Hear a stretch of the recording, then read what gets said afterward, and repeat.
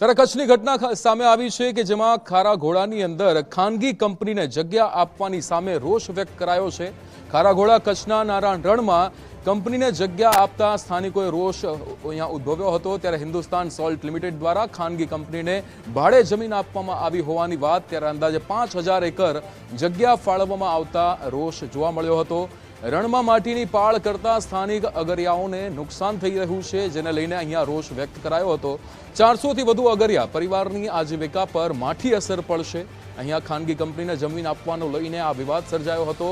અન્યાય સામે અગરિયાઓએ એકઠા થઈને ઉગ્ર વિરોધ નોંધાવ્યો હતો। રણના પ્રદૂષણથી ગુડખર સહિતના વન્યજીવોના અસ્તિત્વની સામે પણ ખતરો ઉદ્ભવ્યો છે। ખારા ઘોડા કચ્છના નાના રણની આ ઘટના છે।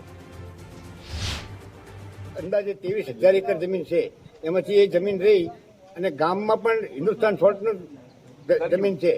હવે ગામની અંદર છોકરાઓને આંગણવાડી ભણવા માટે આંગણવાડી બનાવવા કે સ્કૂલ બનાવવા માટે જમીન આપતી નથી અને આજે બીજી પ્રાઇવેટ કંપનીઓને ભાડા પટ્ટે જમીન આપી દીધી છે અને એમાંથી 400 થી 500 અગરિયાની અમારી રોજીરોટી છીનવાઈ ગઈ છે।